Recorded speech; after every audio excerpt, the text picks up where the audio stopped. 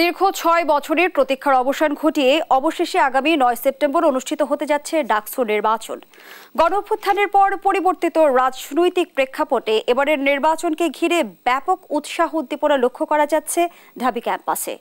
কেমন নির্বাচনের প্রত্যাশা রাখছেন প্রার্থীরা এবং সাধারণ শিক্ষার্থীরা? কি থাকছে এবারের ডাকসু নির্বাচনের চ্যালেঞ্জ?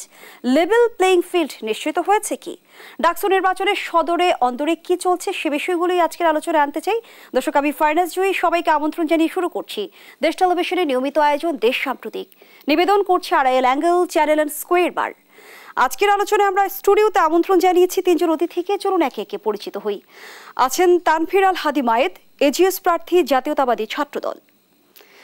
আরও আছেন তাহমিদ আল মুদাসসির চৌধুরী, এজিএস প্রার্থী, স্বতন্ত্র। সেই সঙ্গে আরও আছেন মোহাম্মদ মহিউদ্দিন খান, এজিএস প্রার্থী, ঐক্যবদ্ধ শিক্ষার্থী জোট। তিনজনকে আমন্ত্রণ জানাচ্ছি আজকের আলোচনায়। তানভীর আল হাদি মায়েদ, আপনাকে দিয়ে আলোচনাটা শুরু করি। যেমনটি বলছিলাম যে এবারের নির্বাচন ঘিরে যেমন ব্যাপক উৎসাহ উদ্দীপনা লক্ষ্য করা যাচ্ছে, তেমনি আবার অনেকগুলো চ্যালেঞ্জও সামনে এসে দাঁড়িয়েছে। আপনার দৃষ্টিকোণ থেকে একজন প্রার্থী হিসেবে কি কি চ্যালেঞ্জ দেখেন? আসলে দীর্ঘ ৬ বছর পর আবার ঢাকা বিশ্ববিদ্যালয় ক্যাম্পাসে ডাকসু নির্বাচন অনুষ্ঠিত হতে যাচ্ছে এবং ঢাকা বিশ্ববিদ্যালয়ের বর্তমান যে পরিবেশ, সেখানে পূর্ববর্তী গত দেড় দশকের চাইতে সবচেয়ে ভালো এবং গণতান্ত্রিক শান্তিপূর্ণ পরিবেশ বিরাজ করছে। সেই পরিস্থিতিতে সকল রাজনৈতিক সংগঠন একটা সহাবস্থানমূলক রাজনীতি করছে বলে আমি মনে করছি এবং আসলে আমার কাছে ডাকসু নির্বাচন বাধাগ্রস্ত হওয়ার মতো বড় কোনো মেজর কোনো ইস্যু আমার চোখে পড়ছে না। আমি মনে করি আগামী ৯ সেপ্টেম্বর ঢাকা বিশ্ববিদ্যালয়ের কেন্দ্রীয় ছাত্র সংসদ নির্বাচনটি সকল রাজনৈতিক সংগঠনের স্বতঃস্ফূর্ত অংশগ্রহণের মাধ্যমে, ঢাকা বিশ্ববিদ্যালয়ে সকল পর্যায়ের শিক্ষার্থীদের অংশগ্রহণের মাধ্যমে সুন্দরভাবে সমাপ্ত হবে। কিন্তু ইতিমধ্যে আমরা দেখছি যে নির্বাচনী আচরণবিধি লঙ্ঘন করে ছাত্রদের ভিপি প্রার্থীর প্রচারণার অভিযোগ উঠেছে। কি বলবেন এই অভিযোগের বিষয়ে? অভিযোগ আমি প্রত্যক্ষ করেছি। বিষয়টা হচ্ছে যে আমি একজন কেন্দ্রীয় ভিপি, একজন যিনি হলে যাবেন, সেখানে আমাদের সাংগঠনিক কাঠামো আছে, মানে কমিটি আছে এবং আমাদের যে প্যানেল, সেখানে 13 সদস্যের প্যানেল আছে। উনি যেখানেই যাবেন সাংগঠনিক কাজের জন্য, সেখানে আসলে তারা যদি একসাথে হয় তারা আসবেই স্বাভাবিকভাবে। আমরা এখন যেহেতু 26 তারিখ থেকে আমাদের নির্বাচনী প্রচারণা শুরু হবে, সেজন্য আমরা হলে হলে গিয়ে আমাদের প্যানেল মেম্বারদের সাথে এবং আমাদের কমিটির সাথে আলাপ আলোচনা করছি এবং কীভাবে রাজনৈতিক প্রচারণা কার্যক্রম পরিচালনা করবেন সেই বিষয়ে আমরা নির্দেশনা দিচ্ছি। এখন আমরা যে হলেই যাই না কেন, সেইখানে আমাদের কর্মীরা যখন আসে সেখানে একটা জমায়েত হয়ে যায়, কিন্তু সেটার উদ্দেশ্য থাকে শুধুমাত্রই সাংগঠনিক নির্দেশনা প্রদানের। কিন্তু সেই সময় আমাদের অনেক সাধারণ শিক্ষার্থীদের সাথে দেখা হয়। আমাদের উদ্দেশ্য কখনোই থাকে না যে নির্বাচনী প্রচারণার উদ্দেশ্যে আমরা যাচ্ছি বা শিক্ষার্থীদের উদ্দেশ্যে। আমরা যাই আমাদের সাংগঠনিক নির্দেশনা বাস্তবায়নের জন্য এবং যেহেতু আমাদের প্যানেল মেম্বাররা, কেন্দ্রীয় প্যানেল মেম্বাররা আছেন, সুতরাং আমাদের বিশ্ববিদ্যালয়ের নেতৃবৃন্দের নির্দেশে আমরাই হলগুলোতে আমাদের হল প্যানেলকে নির্দেশনা দেওয়ার জন্য চাই এবং তাদের সাথে শুভেচ্ছা বিনিময় করতে চাই। সেইখানে যে বিষয়টা হয় সেটা বিশ্ববিদ্যালয় প্রশাসনকে আরও শক্তভাবে যাচাই করা উচিত যে আসলে আমরা কি সাংগঠনিক রাজনীতি একদমই বন্ধ রাখবো কিনা, সেই বিষয়ে নির্দেশনা প্রদান করা উচিত। ধন্যবাদ জানাচ্ছি আপনাকে। মহিউদ্দিন খান, আসলে কি ছাত্রদলের প্রার্থী শুধুমাত্র যদি বলি যে সেখানে পরিদর্শন করতে গিয়েছিলেন নাকি কোনো প্রচারণার উদ্দেশ্যে গিয়েছিলেন? দেখুন, আমি আপনার আগের কোশ্চেনটা দিয়ে শুরু করি। সেটা হচ্ছে যে বিশ্ববিদ্যালয়ের এই মুহূর্তে ডাকসু নির্বাচন বাস্তবায়ন করার ক্ষেত্রে কোনো ধরনের চ্যালেঞ্জ আমরা দেখি না। আমাদের জন্য যেটা চ্যালেঞ্জ সেটা হচ্ছে যে অবশ্যই গণতান্ত্রিক যেহেতু পরিবেশ ফিরে এসেছে, শিক্ষার্থীদের কাছে যাওয়াটাই আমাদের কাছে প্রথম কাজ এবং আমরা যেহেতু ক্যাম্পাসে একটা নতুন পরিবেশ দেখতে পাচ্ছি, মুক্ত পরিবেশ দেখতে পাচ্ছি, ফলে কম্পিটিশনটা আগের চাইতে অনেক বেশি। এটাকে আমরা চ্যালেঞ্জ হিসেবে মনে করছি এবং এটা অবশ্যই পজিটিভলি আমরা নিচ্ছি। একই সাথে সবচেয়ে বড় যে চ্যালেঞ্জটা, সেই চ্যালেঞ্জটা আমরা মনে করি যে প্রোপাগান্ডা, যেভাবে প্রোপাগান্ডা ছড়ানো হচ্ছে, সেই প্রোপাগান্ডার উপর ভিত্তি করে যে ধরনের ন্যারেটিভ নির্মাণ করা হচ্ছে একজন প্রার্থীর বিরুদ্ধে, একটা প্যানেলের বিরুদ্ধে, এটা সবচেয়ে বড় চ্যালেঞ্জ আকারে হাজির হয়েছে এই ডাকসু নির্বাচনে। ছাত্রদলের তরফ থেকেও কিন্তু এমন অভিযোগ করা হচ্ছে। এই অভিযোগটা আমরা একজন আরেকজনকে করছি, কিন্তু এটা সলিউশন বের করার জন্য আমরা কোনো কাজ করছি না। আমরা স্পষ্টভাবে বলেছি, সাংগঠনিকভাবে আমরা বলেছি, প্যানেলের পক্ষ থেকে আমরা বলেছি, বিশ্ববিদ্যালয়ের প্রশাসনকে বলেছি, অনলাইন নীতিমালা কিভাবে কার্যকর করা যায় সেই বিষয়ে আমরা পরামর্শ দিয়েছি, কিন্তু কোনোভাবেই এটাকে আমরা বাস্তবায়নযোগ্য করে তুলতে পারিনি। বিশ্ববিদ্যালয় প্রশাসন এই জায়গায় ব্যর্থ হয়েছে। আজকে আমরা একটা উদ্যোগ দেখেছি, কিন্তু সেটি এখন পর্যন্ত বাস্তবায়িত হয়নি। আর আচরণবিধির যে ব্যাপারটা এটা খুবই স্পষ্ট যে এটা শুধুমাত্র সাংগঠনিক নির্দেশনার জন্য যাওয়া হয়নি। আমি এটা এই কারণে বলছি কারণ আচরণবিধিতে স্পষ্টভাবে লেখা আছে যে পাঠকক্ষে যাওয়া যাবে না, এটা স্পষ্ট লেখা আছে। তো যখন আমরা পাঠকক্ষে প্রবেশ করি যেখানে শিক্ষার্থীরা পড়াশোনা করছেন, তাদের ব্যক্তিগত পড়াশোনা করছেন, সেখানে যখন কুশলাদি বিনিময় করি এইটা বরং তাদের প্রাইভেসিতে হ্যাম্পার করে। এবং নিশ্চয়ই আমরা সাংগঠনিক নির্দেশনা দানের জন্য আমরা পাঠকক্ষে প্রবেশ করি না, কারণ আমাদের নেতাকর্মী যারা থাকেন হলে তারা অবশ্যই আমরা যখন যাই তাদেরকে নির্দেশনা দেওয়া হলে তারা বের হয়ে আসবেন। ফলে যেই দাবিটা এখানে করা হচ্ছে আমি মনে করি এই দাবিটা আসলে সঠিক নয়। আমাদের আরও সচেতন হওয়া উচিত, আচরণবিধির প্রতি আমাদের আরও বেশি শ্রদ্ধাশীল হওয়া উচিত, না হলে ডাকসু নির্বাচন বাস্তবায়নের ক্ষেত্রে সামগ্রিকভাবে আমরা চ্যালেঞ্জের মুখোমুখি হব। ধন্যবাদ জানাচ্ছি আপনাকে। তাহমিদ আল মুদাসসির, আপনার কাছেও একই প্রশ্ন নিয়ে আসতে চাই, ডাকসু নির্বাচনের চ্যালেঞ্জগুলো কি দেখছেন? আর এই যে আচরণবিধি লঙ্ঘনের একটি অভিযোগ ইতোমধ্যে এসেছে, আচরণবিধি প্রার্থীরা মানছে কতটা? আপনাকে অসংখ্য ধন্যবাদ। এখানে আসলে চ্যালেঞ্জ নিয়ে কথা বলার শুরুতেই আমি আসলে কয়েকটা বিষয়ের কথা বলবো। সেটা হচ্ছে আমাদের শিক্ষার্থীদের মধ্যে যদি এখন আমি চিন্তা করি সবচাইতে বড় ভয়ের জায়গা বা আশঙ্কার জায়গা যে সুষ্ঠুভাবে ডাকসুটা শেষ হবে কিনা। বিশেষ করে এই আশঙ্কাটার কারণ হচ্ছে আমাদের যে পূর্ববর্তী অভিজ্ঞতাগুলো আছে, যে আমরা দেখেছি যে আসলে আমাদের ছাত্র সংগঠনগুলোর মধ্যে শেষ পর্যন্ত আসলে সহাবস্থানটা ঠিকমতো থাকে না। এবং এই মুহূর্তে আসলে ডাকসুর জন্য খুবই ভালো একটা পরিবেশ, খুবই আনন্দঘন একটা উৎসবমুখর একটা পরিবেশ ক্যাম্পাসে চলছে। ঠিক একই সাথে আপনার ক্যাম্পাসের একটা বড় অংশে শিক্ষার্থীদের মধ্যে এরকম একটা উৎকণ্ঠা আছে যে ঠিকমতো ডাকসুটা শেষ হবে কিনা। এবং আপনি যদি মেয়েদের হলগুলোতে, আমি অনেকের সাথে ব্যক্তিগতভাবে কথা বলেছি যে মেয়েরা অনেকেই বলছেন যে তারা ডাকসুর সময় থাকবে না। কেন থাকবে না? কারণ তাদের পরিবার থেকে তাদেরকে ভয় দেখানো হচ্ছে যে ডাকসুর সময় এখানে সমস্যা হতে পারে, গোলাগুলি হতে পারে বা এই ধরনের কোনো সমস্যা ঝামেলা হতে পারে, যার জন্য তাদের নিরাপত্তা বিঘ্নিত হবে। তো এখানে আসলে বিশ্ববিদ্যালয় প্রশাসনের প্রথম চ্যালেঞ্জ হচ্ছে এগুলোকে কন্ট্রোল করা, এটাকে নিয়ন্ত্রণ করা এবং শিক্ষার্থীদেরকে এই অভয়টা দেয়া, এই আশ্বাসটা দেয়া যে তোমাদের নিরাপত্তার জন্য বিশ্ববিদ্যালয় প্রশাসন আছে। এবং এটার জন্য কিন্তু আমরা বিশ্ববিদ্যালয় প্রশাসনের নতুন করে কিছু উদ্যোগ নেওয়া দরকার ছিল। বিশেষ করে মেয়েদের হলগুলো সহ ক্যাম্পাসের আশেপাশে যে অতিরিক্ত নিরাপত্তা ব্যবস্থা জোরদার করার কথা ছিল সেটি আমরা দেখতে পাচ্ছি না। এবং নারী শিক্ষার্থীদের হল পরিবর্তন করা, হলের যে ভোট দেওয়ার জায়গাটা সেটা পরিবর্তন করা হয়েছে এবং এমন জায়গায় রাখা হয়েছে যেটি আসলে নারী শিক্ষার্থীদের জন্য অনুকূল না। যেখানে আমার ভোট কেন্দ্র কুয়েত মৈত্রী কিংবা ফজিলাতুন্নেসা হলের যে ভোট কেন্দ্র সেটি তাদের পাশেই যে সোশ্যাল ওয়েলফেয়ারের বিল্ডিং আছে, একাডেমিক বিল্ডিং, সেখানে করা যেত, কিন্তু সেখানে না করে এটি ঢাকা বিশ্ববিদ্যালয় ক্লাবে আনা হয়েছে, শিক্ষকদের ক্লাবে, যেটা সম্পূর্ণ একটা অনিরাপদ জায়গা। তারা এই মাঝখানের যে ডিস্টেন্সটা, সেই ডিস্টেন্সটা তারা কিভাবে সেদিন এখানে পার করে আসবেন এবং যারা ক্যাম্পাসের বাইরে থেকে আসবেন, যেখানে আসলে দুটি হলে প্রায় 4000-এর বেশি নারী শিক্ষার্থী, তারা সবাই এখানে কিভাবে ভোট দিতে পারবেন সেই বিষয়গুলো কিন্তু এখন পর্যন্ত পরিষ্কার না। এবং বিশ্ববিদ্যালয় প্রশাসন এই জায়গাগুলোকে কিভাবে সিকিউর করবে তারও কিন্তু এখন পর্যন্ত কোনো রূপরেখা দিতে পারেনি। এবং অন্যান্য হলগুলোর ক্ষেত্রেও আমরা সেম ধরনের সমস্যাটা দেখতে পাচ্ছি যে বিশ্ববিদ্যালয় প্রশাসন এখন পর্যন্ত শিক্ষার্থীদেরকে সেভাবে অভয় দিতে পারেনি। এটিকে আমি প্রথম চ্যালেঞ্জ মনে করি। দ্বিতীয় চ্যালেঞ্জ হচ্ছে যে আমাদের বিশ্ববিদ্যালয়ে যে ছাত্র সংগঠনগুলো আছে সেই ছাত্র সংগঠনগুলোকে আমরা অলরেডি দেখেছি যে ছাত্রদল প্রথমে তানভীর বারী হামিম, তিনি সেখানে আচরণবিধি লঙ্ঘন করেছেন, তিনি সেখানে মিছিল সহ প্রবেশ করেছেন, স্লোগান সহ। এরপরে আজকে ছাত্রদলের যে ভিপি প্রার্থী আছে তিনিও একইভাবে আচরণবিধি লঙ্ঘন করে তিনি ক্লাবস রিডিং রুমে ঢুকেছেন। তো এই দুটি ক্ষেত্রেই যে বিষয়টি অবাক করার মতো সেটি বিশ্ববিদ্যালয় প্রশাসন দৃশ্যত কোনো অভিযোগ নেয়নি। এবং এর বাহিরেও অনেক স্বতন্ত্র প্রার্থীর বিরুদ্ধে এই অভিযোগগুলো এসেছে যে তারা মিছিল সহকারে, স্লোগান সহকারে নমিনেশন ফর্ম নিয়েছেন, জমা দিয়েছেন, কিন্তু বিশ্ববিদ্যালয় প্রশাসন সেখানে কোনো অভিযোগ নেয়নি কিংবা কোনো ধরনের ব্যবস্থা নেয়নি। তো এই জিনিসটাকে আমরা অ্যালার্মিং মনে করি এবং চ্যালেঞ্জিং মনে করি যে আমরা আমাদের মতো যারা স্বতন্ত্র প্রার্থীরা আছেন তাদের জন্য যে ইকুয়াল গ্রাউন্ড সেটাকে আসলে বিশ্ববিদ্যালয় প্রশাসন এনশিওর করতে পারবে কিনা এটা তাদেরকে নিশ্চিত করতে হবে। ছাত্রদল কিংবা ছাত্র শিবির তারা ক্যাম্পাসে বর্তমানে একটা অবস্থানে আছে এবং তাদের ক্যাম্পাসের বাহিরেও একটা খুব ভালো অবস্থান আছে। এগুলো কি আসলে নির্বাচনকে ইনফ্লুয়েন্স করবে কিনা এই বিষয়ে এখন পর্যন্ত আমরা শঙ্কিত এবং বিশ্ববিদ্যালয় প্রশাসন আমাদেরকে এই জায়গায় এখনো পুরোপুরি আশ্বস্ত করতে পারেনি। এটিকেই আমি মনে করি যে সামনের নির্বাচনের সবচেয়ে বড় চ্যালেঞ্জ হতে যাচ্ছে। ধন্যবাদ জানাচ্ছি। মহিউদ্দিন খান, যে বিষয়টি নিয়ে অভিযোগ করলো তাহমিদ আল মুদাসসির চৌধুরী, সেই বিষয়ে যদি আপনার কাছে প্রশ্ন রাখি, লেভেল প্লেইং ফিল্ড নিশ্চিতে প্রশাসনের ভূমিকা কেমন দেখছেন? দেখুন, এটা তো স্পষ্ট যে বিশ্ববিদ্যালয় প্রশাসন, বিশেষ করে যারা নির্বাচন অনুষ্ঠিত করার জন্য যারা কাজ করছেন, অর্থাৎ নির্বাচন কমিশন, তাদের কাজ কি আসলে? তাদের যখন বলা হচ্ছে যে আপনারা কি করছেন, এই বিষয়গুলো তো আপনাদের দেখার কথা, তখন তারা বলছেন আমরা কোনো লিখিত অভিযোগ পাইনি। আমরা এখনো মনে হচ্ছে যে আমরা জুলাইয়ের আগের বাংলাদেশে আছি, যে জায়গায় অথরিটি তার ফলে তার কাছে যেতে হবে এবং তার কাছ থেকে রিমেডি নিতে হবে, এরকম একটা মনোভাব আমরা এখন পর্যন্ত লক্ষ্য করছি।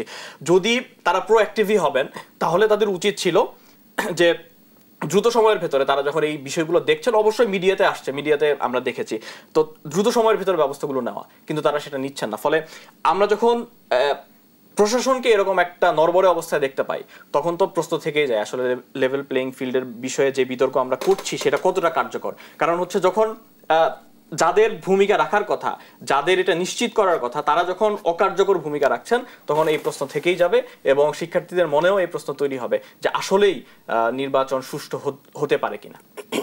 এই আশঙ্কার কি জবাব রয়েছে তানভীর আল হাদি মায়েদ? প্রশাসন কেন নড়বড়ে? প্রশাসন কেন আসলে লেভেল প্লেইং ফিল্ড নিশ্চিত করতে পারছে না? কেন তাদের বিরুদ্ধে পক্ষপাতিত্বের অভিযোগ? গতকাল ঢাকা বিশ্ববিদ্যালয়ের উপাচার্য মহোদয় একটি বক্তৃতা দেন এবং সেইখানে তিনি অনেক সন্দেহ প্রকাশ করেন সুষ্ঠুভাবে নির্বাচন সমাধান নিয়ে, এবং তিনি কাউকে দোষারোপ করেন।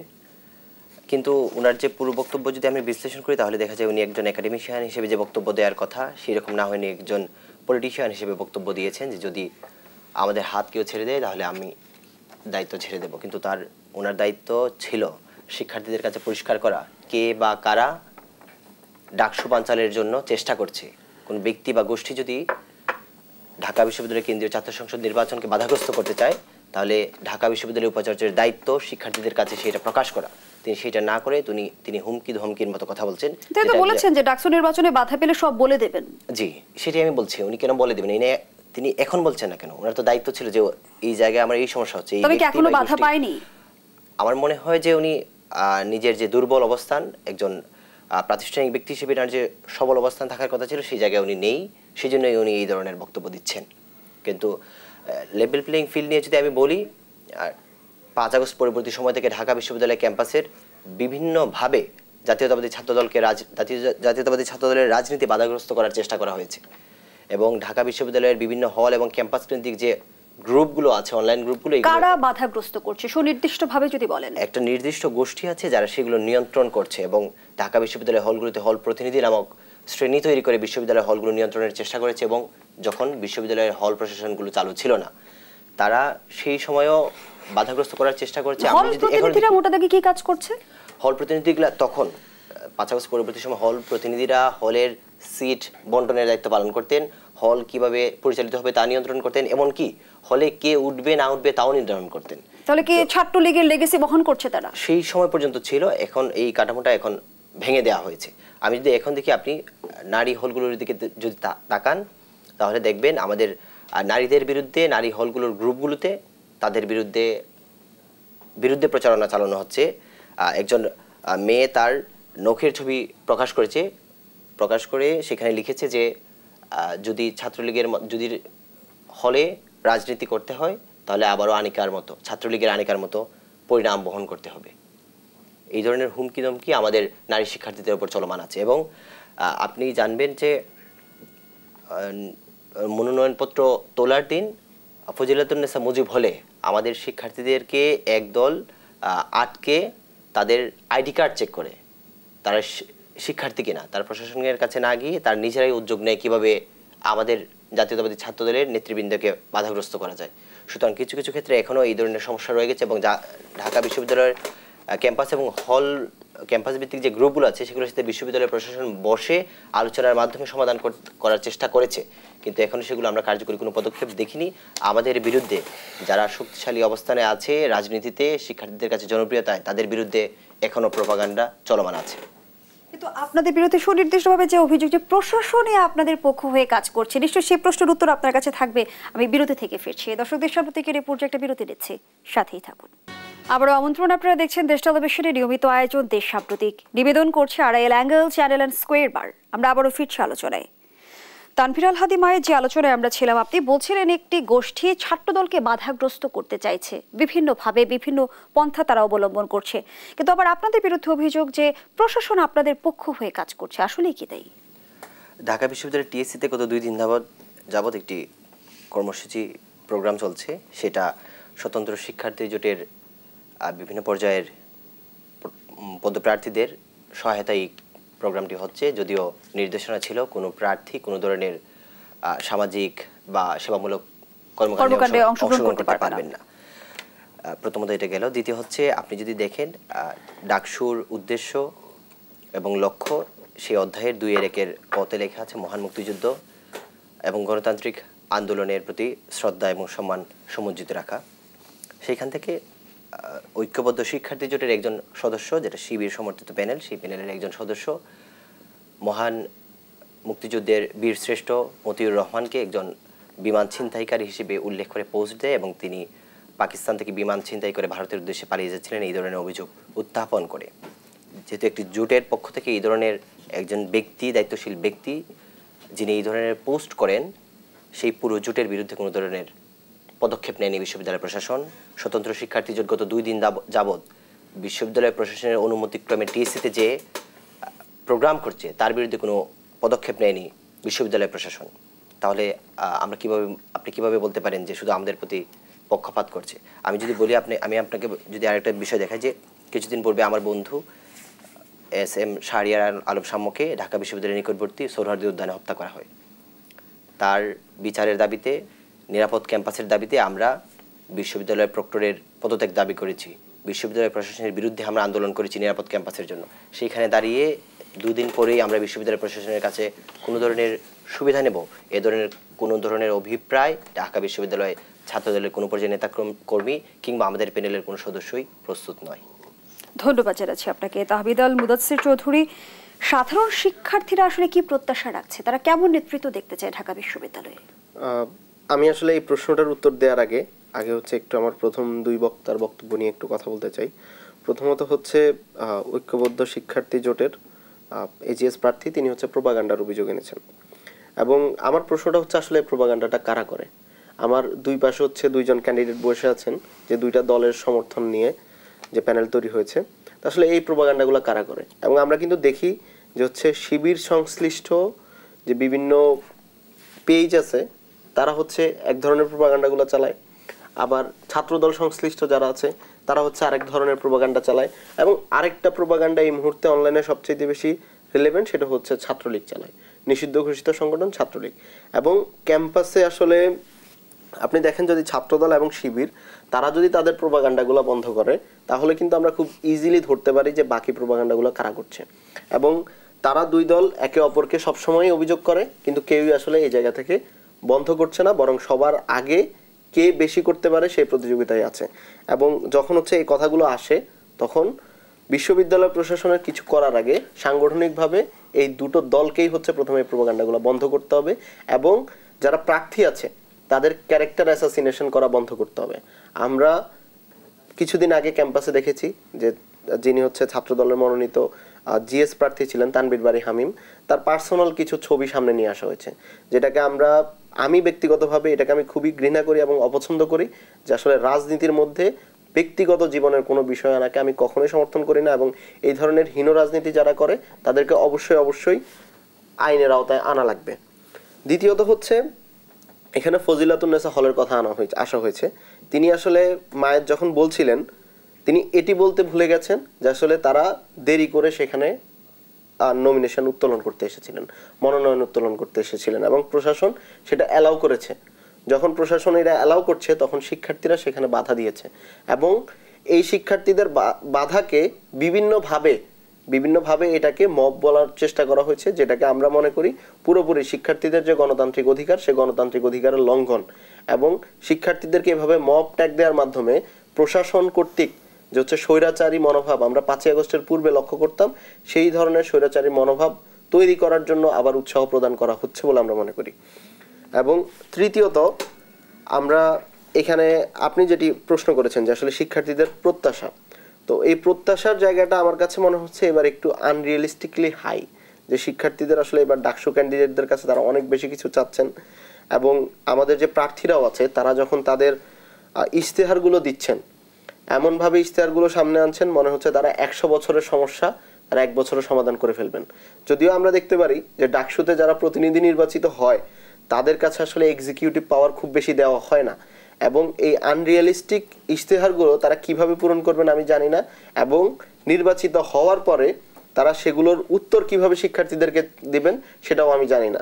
এবং আমার নির্বাচনী ইশতেহারের খুবই গুরুত্বপূর্ণ একটা অংশ থাকবে এটা, যে আমি যদি জয়ী হই অ্যাটলিস্ট 3 মাস অন্তর অন্তর যে ডাকসুতে যারা নির্বাচিত হয়েছে তাদেরকে শিক্ষার্থীদের মুখোমুখি করব, এবং তাদের যে ইশতেহার তারা যেগুলো শিক্ষার্থীদের কাছে দিয়েছেন সেগুলো তারা আসলে কতটুকু পালন করতে পেরেছেন সেটার জবাব তারা শিক্ষার্থীদের কাছে দেবেন, এবং টিএসসিতে খোলা মাঠের মধ্যে তারা শিক্ষার্থীদের কাছে এই জবাবদিহিতা দিবেন যে তারা যে ওয়াদা করেছেন সেই ওয়াদা তারা কতটুকু রাখতে পেরেছেন।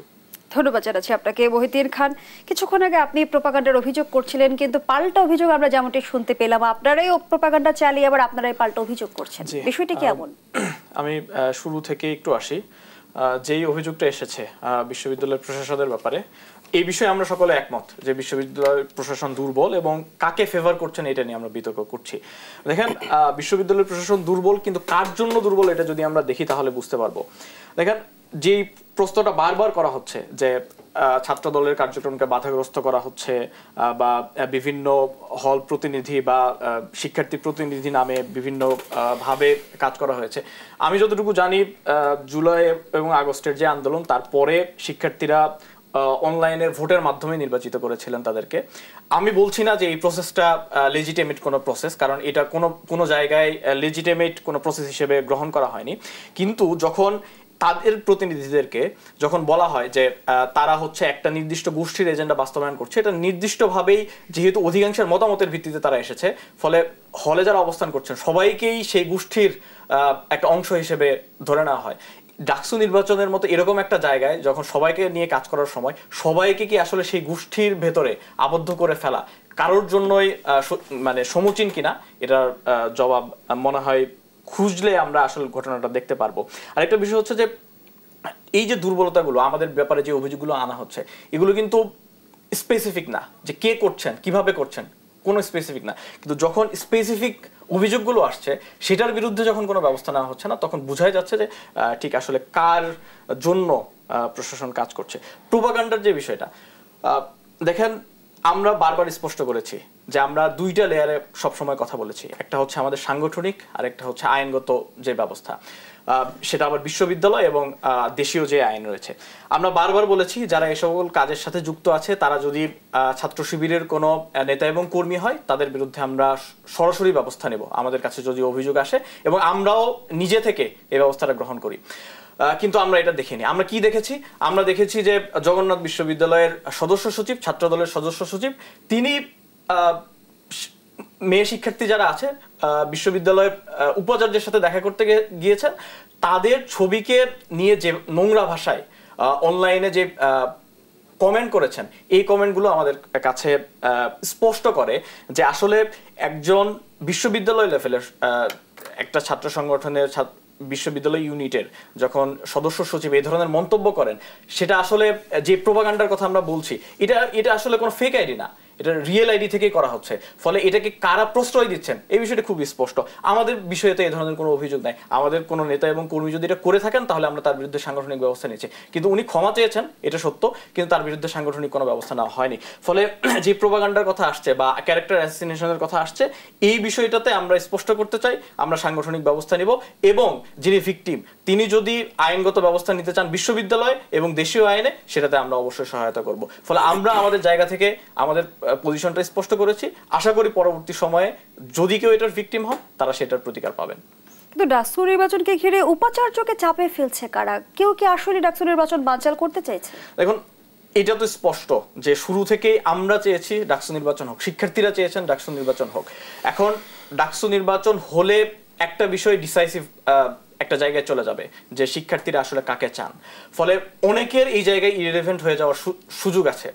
যারা শিক্ষার্থীদের কাছে এতদিন ধরে যেতে পেরেছেন, যাদেরকে শিক্ষার্থীরা চান, তাদের আসলে কোনো ধরনেরই এই জায়গায় ভয় পাওয়ার কোনো কারণ নাই যে আসলে আমরা ডাকসু নির্বাচন চায় না। আমি মনে করি যাদের এই বিশ্বাস রয়েছে যে শিক্ষার্থীদের ম্যান্ডেট তাদের কাছে আসবে, তারা কখনো ডাকসু নির্বাচনকে বাধাগ্রস্ত করার কোনো প্রশ্ন আসে না। এবং আমরা এই জায়গা থেকে মনে করি যেহেতু আমরা শিক্ষার্থীদের কাছে যাচ্ছি, আমরা দীর্ঘদিন ধরে শিক্ষার্থীদের কাছে ওপেনলি যেতে পারিনি, এটা সত্য, কিন্তু গত 1 বছরে আমরা যে কাজগুলো করেছি তাদের কাছে যখন আমরা গিয়েছি তখন ইতিবাচক রেসপন্স পেয়েছি।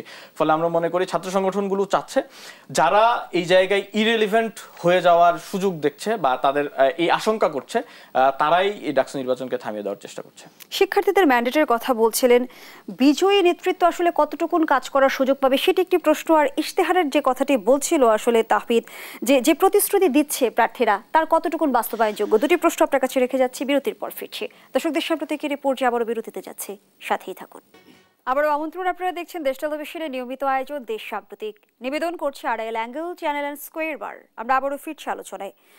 মহিউদ্দিন খান, যে আলোচনায় আমরা ছিলাম, ডাকসু নেতৃত্বের কতটা কাজ করার সুযোগ থাকে সেটি একটি প্রশ্ন। আরেকটি প্রশ্ন রাখতে চাই, ইশতেহারে যে প্রতিশ্রুতির কথা বলা হয়েছে বা বিভিন্ন প্রার্থীরা যে প্রতিশ্রুতি দিয়েছেন তার কতটুকু বাস্তবায়নযোগ্য? দেখুন, একটা বিষয় পরিষ্কার যে আমরা যখন ডাকসুর গঠনতন্ত্র পড়ি তখন একটা বিষয় পরিষ্কার হয়ে ওঠে যে ডাকসুর যে নির্বাহী ক্ষমতা, এই ক্ষমতাটা খুবই লিমিটেড এবং এটার যে বাজেট সেটাও খুবই লিমিটেড। ফলে শিক্ষার্থীদের যে এক্সপেকটেশন এইটা অনেক বেশি হাই, এবং এটা হাই হওয়ার কারণ আছে। কারণ হচ্ছে যে তারা দীর্ঘদিন যাবত তাদের যে প্রতিনিধি নির্বাচন এটা তারা করতে পারেনি। ফলে তারা যখন মনে করে যে আমাদের প্রতিনিধিরা বিশ্ববিদ্যালয়ের প্রশাসনে অংশগ্রহণ করবে এবং তাদের ভয়েস হয়ে কাজ করবে, ফলে তারা মনে করে যে তাদের সকল সমস্যাগুলোকে তারা বিশ্ববিদ্যালয়ের প্রশাসনের কাছে নিয়ে যাবে এবং সেটার বাস্তবায়ন করবে। কিন্তু ডাকসু অ্যাজ এ বডি কতটুকু ফাংশন করতে পারে এটা মূলত তার নির্বাহী ক্ষমতার উপর নির্ভর করে আর কি। ফলে ডাকসুর ব্যাপারে যে ধরনের একটা হাই এক্সপেকটেশন রাখা হচ্ছে, আমার মনে হয় যে এইটা পরবর্তী সময়ে শিক্ষার্থীদের তাদেরকে হতাশ করবে যদি আমরা এই গঠনতন্ত্রের দিকে তাকাই এবং তাদের যে ফান্ড রয়েছে সেই ফান্ডের দিকে তাকাই। একই সাথে ইশতেহারের যে বিষয়টা, ইশতেহার এবং তাদের এক্সপেকটেশন তো প্রায় কমপ্লিমেন্টারি বলা যায়। তো ইশতেহারগুলো দেওয়া হচ্ছে অনেকটা চমকপ্রদ আকারে, কিন্তু এখানে একটা বিষয় লক্ষ্য রাখা দরকার, সেটা হচ্ছে যে যেহেতু আমাদের ডাকসু অতি রাজনৈতিক, আমি এই কথাটা এই কারণে বলছি, কারণ হচ্ছে যে একটা ছাত্র সংসদের যে ফাংশন হওয়া উচিত সেটার বাইরে গিয়ে ক্যাম্পাস এবং ক্যাম্পাসের বাইরে জাতীয় রাজনীতিও ডাকসু বড় একটা সিগনিফিকেন্স রাখে। ফলে এর অতি রাজনৈতিক নেচারের কারণে শিক্ষার্থীদের এক্সপেকটেশনটাও বেশি, এবং অতি রাজনীতিকরণের কারণেই কি বিরূপ প্রভাব পড়ছে? কিছু ক্ষেত্রে তো বিরূপ প্রভাব পড়ছে। যেমন আমরা গত যেই রিসেন্ট যে ডাকসু, সর্বশেষ যে ডাকসুটা হয়েছে 2019 সালে, তখন আমরা দেখেছি যে একটা নির্দিষ্ট গোষ্ঠীকে, অর্থাৎ সন্ত্রাসী সংগঠন ছাত্রলীগকে জিতিয়ে আনার জন্য পুরো রাষ্ট্র কাজ করেছে। ফলে এবং পরবর্তী সময়ে যেই বডিটা এসেছে ইলেক্টেড হয়ে বা ইঞ্জিনিয়ার্ড একটা ইলেকশনের মাধ্যমে যে বডিটা গঠন করা হয়েছে, সেই বডিতে আমরা দেখেছি যে সেটা কোনো কার্যকরিতা ছিল না তার। এটার কারণ হচ্ছে যে এখানে লেজুর ভিত্তিক যে দলীয় এজেন্ডা বাস্তবায়ন করার জন্য যেই এজেন্ডা তাদের ছিল, সেই এজেন্ডাটাই মূলত জয়ী হয়েছে শিক্ষার্থীদের স্বার্থে কাজ করার ক্ষেত্রে। ফলে আমি এখানে বলবো যে ইশতেহার যারা দিচ্ছেন তারা ইশতেহার বাস্তবায়নের ক্ষেত্রে ডাকসুর যে নিজস্ব মেকানিজম আছে, তার যে লজিস্টিক্স আছে, সেটা ব্যবহার করে কতটুকু পারবেন এই বিষয়ে প্রশ্ন থেকে যায়। তবে তার নিজস্ব ক্যাপাসিটিতে হয়তো অনেকেই এই কাজগুলো করতে পারবেন, হয়তো শতভাগ করতে পারবেন না, কিন্তু করতে পারবেন। কিন্তু আমরা যদি এখনই বলে দিই যে ইশতেহার রয়েছে সেই ইশতেহারের কোনোটাই বাস্তবায়নযোগ্য না, আমি মনে করি এটা ভুল। বরং তাদেরকে প্রশ্ন করা উচিত যে আপনি যে ইশতেহার দিচ্ছেন সেই ইশতেহারটা কিভাবে বাস্তবায়ন করবেন, এবং তিনি যদি জয়ী হন তাহলে পরবর্তী সময়ে আসলে ইশতেহারগুলো বাস্তবায়ন করা হচ্ছে কিনা সেই বিষয়ে তাকে অবশ্যই অ্যাকাউন্টেবল। ধন্যবাদ জানাচ্ছি তাহমিদ আল মুদাসসির চৌধুরী। সাধারণ শিক্ষার্থীদের কল্যাণে ডাকসু নেতৃত্বের কতটা কাজ করার সুযোগ থাকছে, সেই সঙ্গে সাধারণ শিক্ষার্থীদের মতামত এবং প্রশাসনের নীতি নির্ধারণের মধ্যে শক্তিশালী যোগসূত্র প্রতিষ্ঠার ক্ষেত্রে কতটা ভূমিকা রাখতে পারবে? আচ্ছা, অসংখ্য ধন্যবাদ। এখানে একটা বিষয় হচ্ছে আমরা যদি ডাকসুর যে এক্সিকিউটিভ পাওয়ারের কথা চিন্তা করি, আপনি যখন কোনো একটা এজেন্ডা উত্থাপন করতে যাবেন, আপনাকে হচ্ছে সেটার জন্য ভিসির অনুমতি লাগবে, অর্থাৎ যিনি ডাকসুর পদাধিকার বলে প্রেসিডেন্ট, তার অনুমতি লাগবে। এবং আপনার যখন কোনো একটা বাজেট আপনি পাস করতে যাবেন তখন সেখানে হচ্ছে আপনাকে ট্রেজারারের কনসেন্ট লাগবে। তার মানে হচ্ছে আপনি কোনো একটা দাবি উত্থাপন করতে পারছেন কিনা সেটাও আসলে আপনার উপর নির্ভরশীল না, বরং হচ্ছে এখানে তৃতীয় একটা পক্ষের উপর নির্ভরশীল। এবং পুরো বিষয়টা আসলে নির্ভর করতেছে যে সেটা বিশ্ববিদ্যালয় প্রশাসন চাচ্ছে কি চাচ্ছে না। আপনি কোনো একটা প্রজেক্ট যদি ডাকসুর আমরা যদি বলি কার্যনির্বাহী সবাই আপনি এটা পাশ করালেন, কিন্তু বিশ্ববিদ্যালয় বললো যে আমার কাছে এই বাজেটটা না, আমি এটা করতে পারবো না, তখন কিন্তু আপনার কোনো কিছু করার থাকবে না। এবং পুরো যে ডাকসুর গঠনতন্ত্র, সেই গঠনতন্ত্র অনুযায়ী কিন্তু শুধুমাত্র কিছু কো কারিকুলার অ্যাক্টিভিটিসকে সাহায্য করার জন্য যে স্টুডেন্টরা পড়ালেখার পাশাপাশি অন্যান্য অ্যাক্টিভিটিসগুলো যাতে ভালোভাবে করতে পারে সেই জন্য হচ্ছে এটাকে আসলে ডিজাইন করা হয়েছে। এখন যেই কথাটা আমরা বারবার বলে যাচ্ছি, প্রথম থেকে বলে যাচ্ছি, সেটা হচ্ছে ডাকসুকে আমার নিয়মিতকরণ করতে হবে। এবং নিয়মিতকরণের মাধ্যমে প্রথমত যে হচ্ছে একটা অরাজনৈতিক মানে একটা ধরনের অতি রাজনীতিকরণ হয়েছে, যে যারা ডাকসু জিতবে তারা আসলে জাতীয় পর্যায়ের নেতা হবে, তারা আসলে রাষ্ট্র পরিচালনা করবে একসময়, এই ধরনের যে হাই এক্সপেকটেশন তৈরি করা হয়েছে এবং ডাকসুকে যে জাতীয় নির্বাচনের একটা প্যারালাল নির্বাচন বানানো হয়েছে, যে ডাকসুতে যারা জয়ী হবে সারা দেশে তারা জয়ী হবে, এই ধরনের যে একটা ন্যারেটিভ তৈরি করা হয়েছে, এর মাধ্যমে আসলে ডাকসু নির্বাচনকেই বাধাগ্রস্ত করা হয়। তখন একটা দল চিন্তা করে ডাকসুতে যদি আমি না জিতি তাহলে আমি ডাকসু কেন চাবো। এই যে আমরা শুনতে পাচ্ছি যে বিশ্ববিদ্যালয় প্রশাসনের উপর ডাকসু না চাওয়ার ব্যাপারে এক ধরনের প্রেশার আছে, এই প্রেশারটা কেন আসছে? কারণটা হচ্ছে তারা ভয় পাচ্ছে যে ডাকসুতে যদি আমরা এবার না জিতি তাহলে সেটার প্রভাব জাতীয় নির্বাচনে পড়বে। আমাদেরকে এই জায়গা থেকে বের হইতে হবে এবং এই জায়গা থেকে বের হওয়ার একমাত্র ওয়ে হচ্ছে ডাকসুকে নিয়মিতকরণ, এটাকে ক্যালেন্ডার ইয়ারের অংশ বানানো। এবং আমি একথা বারবার বলে আসছি, সব জায়গায় বলে আসছি যে ডাকসুর যে ইশতেহার সেটা এখন যেমন 50 বছর আগেও ঠিক একই রকম ছিল, যে সেখানে আপনার খাবারের সমস্যার সমাধান করা হবে, আপনার সিটের সমস্যার সমাধান করা হবে, ক্লাসরুমের সমস্যার সমাধান করা হবে। অর্থাৎ একটা বিশ্ববিদ্যালয়ের 100 বছরের যে সমস্যাগুলা, সেই সমস্যাগুলা কখনো 1 বছরের মধ্যে সমাধান করা সম্ভব না। এটাকে আপনার একটা প্রক্রিয়ার মধ্যে আনতে হবে যেখানে স্টুডেন্টদের রিপ্রেজেন্টেটিভ থাকবে, তারা প্রতি বছর বছর কথা বলতে পারবে এবং যখন তারা কথা বলতে পারবে তখন সেই প্রবলেমগুলোকে আপনি আইডেন্টিফাই করতে পারবেন। এবং এখানে শিক্ষার্থী প্রতিনিধিতা খুবই গুরুত্বপূর্ণ এই জায়গা থেকে, আপনার বিশ্ববিদ্যালয়ের অন্যান্য যে অর্গানগুলো আছে, শিক্ষক, কর্মকর্তা, কর্মচারী, তাদের মধ্যে কিন্তু ঠিকই নির্বাচন হয়, তাদের প্রতিনিধিত্ব কিন্তু ঠিকই এনশিওর হয় এবং তাদের প্রতিনিধিত্ব এনশিওর হওয়ার কারণে তারা খুব সহজে সিন্ডিকেট তৈরি করার মাধ্যমে বিভিন্ন জিনিসগুলো করতে পারে। আপনি দেখেন যে রেজিস্টার বিল্ডিং কেন ডিজিটালাইজেশন হয় না, কারণ রেজিস্টার বিল্ডিং ডিজিটালাইজড হলে আপনার রেজিস্টার বিল্ডিং এ থাকা অর্ধেক লর্ডদের চাকরি চলে যাবে এবং এই লর্ডরা মানে ডিজিটাল যে এই এজের সাথে কাজ করার জন্য তারা পারফেক্ট না, কম্প্যাটিবল না। ঠিক এই জন্য আপনার হচ্ছে তারা এখানে ডিজিটালাইজ করতে দেয় না। একটা স্টুডেন্ট যখন হচ্ছে বিশ্ববিদ্যালয়ে ভর্তি হতে যায় তাকে একবার জনতা ব্যাংকে টাকা দিতে হয়, আবার ডিপার্টমেন্টে আসতে হয়, আবার সোনালী ব্যাংকে টাকা দিতে হয়, আবার হলে যেতে হয়, আবার হল থেকে ফর্ম নিয়ে কাগজপত্র পূরণ করে তাকে আবার হচ্ছে ডিপার্টমেন্টে আসতে হয় এবং এভাবে করে তাকে ঘুরতে থাকে। এক জায়গায় টাকা দিলে হবে না, আপনাকে 4-5 জায়গায় টাকা দিতে হবে, আরেকবার অনলাইনে টাকা দিতে হবে, বৃত্তির টাকাটা অনলাইনে দিতে হবে। এবং আপনি রেজিস্টার বিল্ডিং এ যান, লর্ডরা দেখবেন যে একজন ঘুমাচ্ছে, একজন চা খাচ্ছে, কফি খাচ্ছে, আরেকজন হচ্ছে লাঞ্চের ব্রেকে যাচ্ছে। তো এইটাকে আপনার হচ্ছে সিস্টেমটাকে চেঞ্জ করতে হবে। এটা কেন চেঞ্জ করতে পারেন না? কারণ হচ্ছে আপনার এখানে পুরোটা একটা সিন্ডিকেট এবং এই সিন্ডিকেট আপনি একদিনে ভাঙতে পারবেন না, 1 বছরে ভাঙতে পারবেন না, এটা হচ্ছে আপনার আস্তে আস্তে ভাঙতে হবে। ধন্যবাদ জানাচ্ছি আপনাকে তানভীর আল হাদিমায়েত। যেমনটি বলা হচ্ছে যে এবারের প্রার্থীর সংখ্যা অনেক, কতটা প্রতিদ্বন্দ্বিতাপূর্ণ নির্বাচনের আভাস পাচ্ছেন এবং কতটা চাপ অনুভব করছে ছাত্রদল? প্রার্থীর সংখ্যা বেশি হওয়ার কারণ হচ্ছে ঢাকা বিশ্ববিদ্যালয় ক্যাম্পাসে বর্তমানে গণতান্ত্রিক পরিবেশ বিরাজ করছে। এই গণতান্ত্রিক পরিবেশ বিরাজের কারণেই বিভিন্ন পর্যায়ের শিক্ষার্থীরা, যারা শিক্ষার্থীদের সাথে কানেক্টেড, তারা কনফিডেন্ট যে তারা একটা নির্বাচনে অংশগ্রহণ করতে পারে। ছাত্রদল একটা সংগঠন হিসেবে 5 আগস্ট পরবর্তী সময়ে নিজেদের যে রাজনৈতিক ধরন তা শিক্ষার্থীদের সামনে ইতিমধ্যে উপস্থাপন করেছে এবং 5 আগস্টের পূর্ববর্তী সময়েও জাতীয়তাবাদী ছাত্রদল শিক্ষার্থীদের অধিকার আদায়ের জন্য তাদের বিভিন্ন সুখে দুঃখে বিপদে আপদে তাদের পাশে দাঁড়িয়েছে এবং সবকিছু মিলিয়ে কিন্তু আমরা দীর্ঘদিন যাবৎ প্রস্তুতি নিয়েছি এবং আমাদের বিশেষ প্রস্তুতি হচ্ছে 5 আগস্ট পরবর্তী সময় গত 1 বছর যাবৎ ঢাকা বিশ্ববিদ্যালয়ের ক্যাম্পাসে জাতীয়তাবাদী ছাত্রদলের যে রাজনৈতিক ধারা ছিল সেই ধারা এবং ঢাকা বিশ্ববিদ্যালয়ের শিক্ষার্থীদের সেন্টিমেন্টকে বিবেচনা করে জাতীয়তাবাদী ছাত্রদল যে প্যানেল ঘোষণা করছে, দুইয়ের সমন্বয়ে মনে করি আমরা আসলে যে কোনো কারোর সাথে যে কোনো বিষয়ে ফাইট করার জন্য প্রস্তুত এবং আমরা বুদ্ধিভিত্তিক সাংগঠনিক সকল বিষয়ে জাতীয়তাবাদী ছাত্রদল, ডাকসু এবং অন্যান্য যে কোনো প্ল্যাটফর্মে কাজ করার জন্য প্রস্তুতি আছে আমাদের।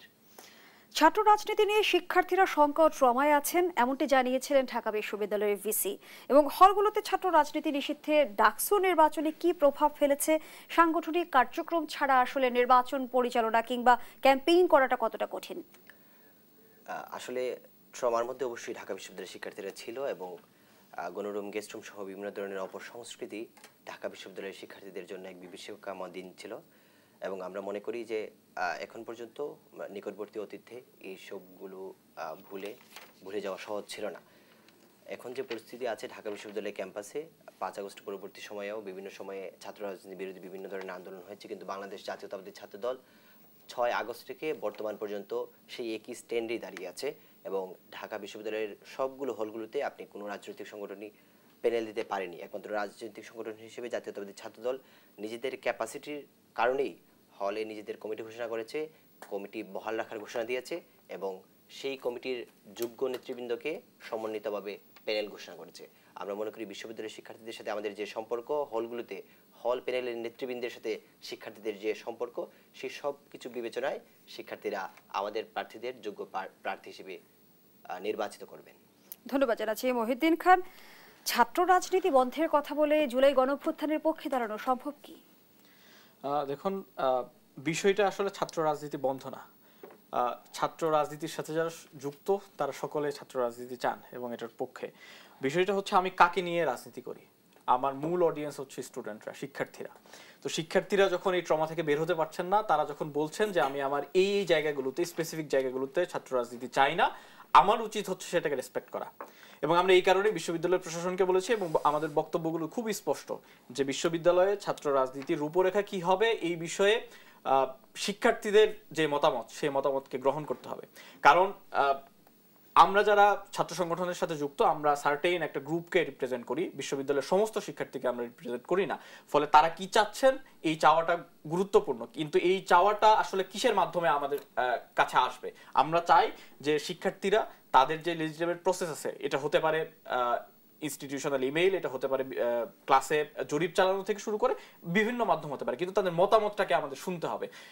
যেহেতু আমরা শিক্ষার্থীদের সাথে কথা বলেছি, আমরা জানতে পেরেছি যে তাদের ভেতরের যে ট্রমা, সেটা থেকে তারা এটা চান না যে হলে ছাত্র রাজনীতি কাঠামোগতভাবে থাকুক। এখনো প্রত্যেকটা রাজনৈতিক দলেরই নেতা এবং কর্মীরা হলে অবস্থান করছেন যারা লেজিটিমেট স্টুডেন্ট হিসেবে সেই হলের স্টুডেন্ট। আমি যেহেতু স্টুডেন্ট না, ফলে আমি হলে থাকি না, কিন্তু আমাদের অনেকেই হলে অবস্থান করছেন, এটা সত্য। ফলে কাঠামোগতভাবে এখানে ছাত্র রাজনীতি থাকবে কিনা, এটাই হচ্ছে মূল বিতর্ক। ধন্যবাদ জানাচ্ছি। তাহমিদ আল মুদাসসির চৌধুরী, নির্বাচন আপাতমস্তক রাজনৈতিক বিষয়ে, রাজনীতি নিষিদ্ধ করে নির্বাচন হলে সে নির্বাচন শিক্ষার্থীদের জন্য আসলে কি ভূমিকা রাখবে? আচ্ছা, এখানে রাজনীতি নিষিদ্ধ বলতে এই নির্দিষ্ট সময়ে ছাত্র সংগঠনগুলোর অ্যাক্টিভিটি নিষিদ্ধকে বোঝানো হচ্ছে, নাকি আপনার হলে যে ছাত্র রাজনীতি নিষিদ্ধ, হলে ছাত্র রাজনীতি নিষিদ্ধের বিষয়টিকে বোঝানো? এখানে একটা বিষয় হচ্ছে, প্রথমে আমি একটা বিষয় দৃষ্টিপাত করতে চাই, সেটা হচ্ছে যখন আমার পাশের বক্তা বলছিলেন যে আসলে শিক্ষার্থীদের মতামতকে তিনি শ্রদ্ধা করেন। মানে আপনি যদি এখন এটা জেনারেল একটা অপিনিয়ন, আপনি যদি স্টুডেন্টের কাছে যান, তারা বলবে যে আমি ক্যাম্পাসেও ছাত্র রাজনীতি চাই না, তাহলে কি তিনি ক্যাম্পাস ছাত্র রাজনীতি বন্ধ করবেন? মানে এটার পক্ষে কথা বলবেন একটা ছাত্র সংগঠন হয়ে? এটা বলবেন না। এটা কখনো আসলে লেজিটিমেট আর্গুমেন্ট হতে পারে না। একটা বিষয় হচ্ছে, ক্যাম্পাসে আমরা ছাত্র রাজনীতি চাই, কিন্তু আসলে কেন হলে চাই না, এই জিনিসটা বোঝার জন্য আপনাকে হচ্ছে বিগত দিনের যে এক্সপেরিয়েন্স গুলো আছে সেগুলো বুঝতে হবে। নিষিদ্ধেই সমাধান কিনা? আচ্ছা, এখানে একটা বিষয় হচ্ছে, নিষিদ্ধেই সমাধান তখন হবে যখন আসলে সব পক্ষ সেটাকে মেনে নিবে। কিন্তু আমরা দেখতে পারি যে আসলে ছাত্র রাজনীতি নিষিদ্ধ হলে যারা আসলে প্রকাশ্যে রাজনীতি করে তাদের ক্ষেত্রে এই জিনিসটা আসলে নিষিদ্ধ হয়, কিন্তু যারা ক্যাডার ভিত্তিক রাজনীতি করে তারা কিন্তু ঠিকই তখন গোপনে তাদের রাজনৈতিক কার্যক্রমগুলো চালাতে পারে। এবং এখানে আপনাকে যদি ছাত্র রাজনীতি নিষিদ্ধ হলে গুপ্ত রাজনীতি জারি থাকে, এটা অবশ্যই মানে এটা খুবই স্বাভাবিক। এবং বিশ্ববিদ্যালয় প্রশাসনকে আগে এটা ক্লিয়ার করতে হবে যে আসলে রাজনৈতিক কর্মকাণ্ডের পরিসর কি, মানে কোন কোন কাজ সেটা রাজনৈতিক কর্মকাণ্ড বলে বিবেচিত হবে এবং কোন কোন কাজ রাজনৈতিক কর্মকাণ্ড বলে বিবেচিত হবে না। দ্বিতীয়ত হচ্ছে, যদি কেউ সেখানে অপ্রকাশ্যে রাজনীতি করে, সেই রাজনীতির জন্য আমি কি শাস্তিটা দেব এবং কিভাবে দেব, মানে কারা আইডেন্টিফাই করবে, এই জিনিসগুলো নিশ্চিত করে। ধন্যবাদ জানাচ্ছি আপনাকে। তানভীর আল হাদি মায়ের এই বিষয়ে দুলাইন যুক্ত করবেন কি? আমরা মনে করি যে একটা রাজনৈতিক দল দুইটা ভাবে পরিচালিত হয়, একটা হচ্ছে পার্টি পলিসি, একটা হচ্ছে পাবলিক পারসেপশন। পার্টি পলিসিটা হচ্ছে যে সংগঠন তার অডিয়েন্সকে কি বোঝাতে চায়, আর পাবলিক পারসেপশন হচ্ছে পাবলিক যেটা চায় সেটাই মেনে নেওয়া। ঢাকা বিশ্ববিদ্যালয়ে 16 জুলাই রাতে বিভিন্ন হলে লিখিতভাবে প্রেশার ক্রিয়েট করে একদল শিক্ষার্থীরা ছাত্র রাজনীতি নিষিদ্ধ ঘোষণা করেন।